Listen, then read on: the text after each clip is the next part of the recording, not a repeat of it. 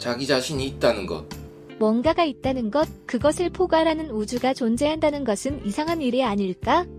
이러한 존재하는 것의 전체가 현실이라고 알려져 있지만 현실이라는 것도 너무 가까워서 알 것 같지만 잘 모르겠다.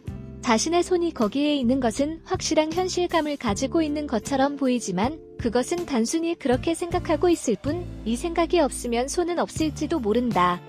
이러한 의문은 중국의 사상가, 장자가 나비의 꿈으로 프랑스의 철학자 르네 데카르트가 나는 생각한다. 고로 나는 존재한다로 말해온 것과 같다. 그리고 현대에서는 시뮬레이션 가설이라는 이름 아래 과학자, 철학자들에 의해 심각하게 논의되고 있는 주제이다. 현대의 대표적인 지지자 중 한 명인 스웨덴 출신의 철학자 닉 보스트롬이 있다. 그의 말에 따르면 우리가 시뮬레이션 세계의 주민일 가능성은 매우 높다고 한다. 논의의 개요는 이렇다. 보스트롬에 따르면 다음의 세 가지 시나리오 중 하나가 진실이라고 한다. 1. 모든 문명은 기술적으로 성숙하기 전에 멸종했다. 2. 충분히 성숙한 기술을 가진 모든 문명은 시뮬레이션 장비를 만드는 데 흥미를 잃었다. 3. 우리 인간은 실제로 컴퓨터 시뮬레이션 위에서 살고 있다. 우주라는 것이 단지 하나이고 우리의 우주밖에 없다고 하면 시나리오의 1도 생각할 수 있다. 그러나 무수한 우주가 존재하는 멀티버스를 전제로 하면 있을 수 없다. 이번에 대해서는 지적 생명체가 지적 호기심을 잃을 수 있는가라고 바꿔 말할 수도 있을 것이다.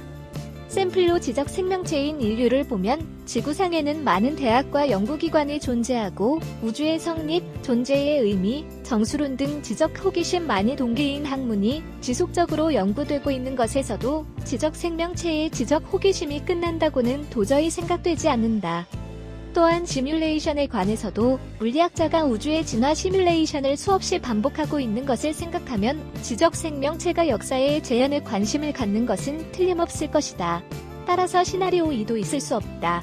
그럼 남는 것은 시나리오 3이다. 단, 2로부터 직접 시나리오 3이 옳다고 생각할 수 없다. 다음의 두 가지 패턴을 생각해보자. A. 우리는 그런 AI 시뮬레이션을 개발할 수 있는 능력을 손에 넣는 실제 우주의 주인이다. B. 우리는 그런 수십억 시뮬레이션 중 하나의 주민이다. 알기 쉽게 하기 위해 여기에 드레이크 방정식을 도입하자. 우주 문명의 수를 계산하는 드레이크 방정식은 1만 년 이상 생존하고 있는 문명은 우주에 1000개 있는 것으로 알려져 있다.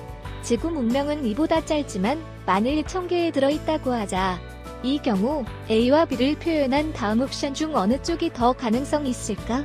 1000개의 문명 가운데 가장 발전되어 있는 것이 지구 문명이다. 1000개의 문명 가운데 400에서 600번째로 발전되어 있는 것이 지구 문명이다. 두 번째 옵션이 가능성이 있지 않을까? 그러면 우리 인류가 최초로 초정밀 시뮬레이터를 완성시킬 가능성은 낮다. 한편 우리가 이미 선진적인 문명이 만들어낸 시뮬레이션 안에 있을 가능성은 급격히 높아진다. 이상이 보스트롬이 제창하는 시뮬레이션 가설의 개요이지만 이 가설에는 숨겨진 전제가 있다는 지적이 이번에 나온 것이다.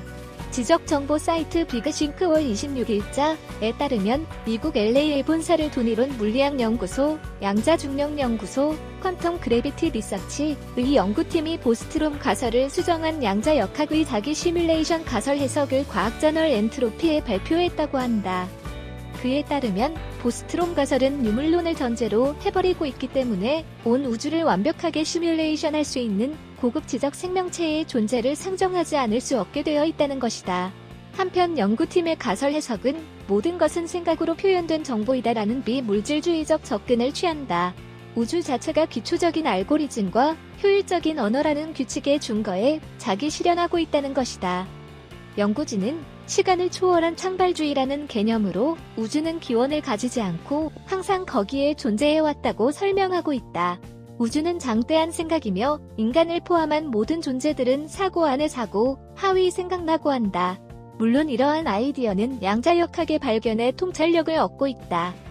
이에 대해 물리학자 데이비드 체스터는 양자역학이 우리의 현실이 정신적 구성물이라는 힌트를 주는 것이라고 지적, 홀로그램을 통해 시공이 출현하는 것을 보는 등 양자중력의 최근 발전은 시간과 공간이 기본적인 것이 아님을 시사하고 있다고 말한다. 또한 동시에 신학적인 뉘앙스도 느낄 수 있다.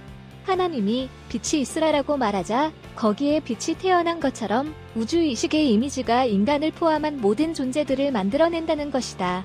최신 양자역학의 발전과 신학이 연결되는 것이 흥미롭다. 시청해주셔서 고맙습니다. 좋아요를 눌러주세요. 반드시 채널을 등록하시고 알림을 켜주세요. 새로 영상이 등록되면 바로 아실 수 있습니다.